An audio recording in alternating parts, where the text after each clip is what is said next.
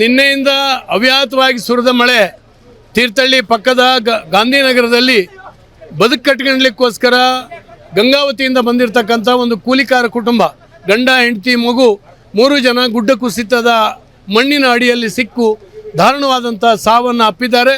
ಇವತ್ತು ಬೆಳಗಿನ ಜಾವ 5 ಗಂಟೆಯಿಂದ ಇಷ್ಟೊತ್ತು 1:15 ಗಂಟೆ ಮಧ್ಯಾಹ್ನ ಅವ್ಯಾಹತವಾಗಿ ಕಾರ್ಯಾಚರಣೆ ನಡೀತು. ಆ ಬಾಡಿಗಳನ್ನು ಹೊರಗೆ ತೆಗೆಯುವಂಥದ್ದು ಸುಮಾರು 15 ಅಡಿ ಆಳದ ಅಲ್ಲಿ ಸಿಕ್ಕಾಕೊಂಡಿರ್ತಕ್ಕಂಥ ಕೆಸರಿನಲ್ಲಿ ಹೂತೋಗಿರ್ತಕ್ಕಂಥ ಆ ಬಾಡಿಗಳನ್ನು 3 ಇಟಾಚಿಗಳನ್ನು ಬಳಸಿ ಅದನ್ನು ತೆಗೆದಿದ್ದೇವೆ.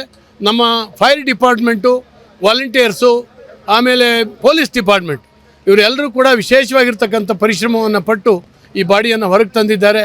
ಆ ಕಾರ್ಯಾಚರಣೆಯಲ್ಲಿ ಭಾಗವಹಿಸಿರ್ತಕ್ಕಂಥ ನಮ್ಮ ವಿಶೇಷವಾಗಿ ನಮ್ಮ ಪುರಪಂಚಾಯಿತಿಯ ಅಧ್ಯಕ್ಷರು, ಕೌನ್ಸಿಲರ್ಸ್ ಮತ್ತು ಈ ಭಾಗದ ಎಲ್ಲ ಗಣ್ಯರು ಅದರಲ್ಲಿ ಭಾಗವಹಿಸಿದ್ದಾರೆ. ಅವರೆಲ್ಲರೂ ಕೂಡ ನಾನು ಶಾಸಕನಾಗಿ ಅಭಿನಂದನೆಗಳನ್ನು ಸಲ್ಲಿಸ್ತೇನೆ.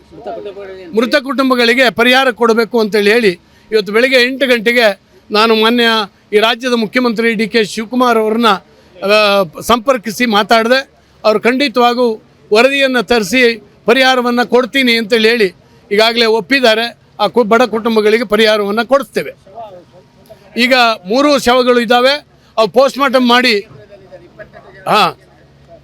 ಪೋಸ್ಟ್ಮಾರ್ಟಮ್ ಮಾಡಿ ಊರಿಗೆ ಕಳಿಸುವಂಥ ಪ್ರಯತ್ನ ಮಾಡ್ತೇವೆ. ಮತ್ತು 17-18 ಜನ ಇನ್ನೂ ಕಾರ್ಮಿಕರು ಯಾರು ನಿನ್ನೆ ರಾತ್ರಿ ತಪ್ಪಿಸ್ಕೊಂಡು ಸುದೈವವಶಾತ್ ವಾಪಸ್ ಬಂದಿದ್ದಾರೆ. ಅವರೆಲ್ಲರಿಗೂ ಕೂಡ ಊಟ ತಿಂಡಿಯನ್ನು ಕೊಟ್ಟು ಅವ್ರನ್ನ ರಕ್ಷಣೆ ಮಾಡುವಂಥ ಕೆಲಸ ಮಾಡಿದ್ದೇವೆ.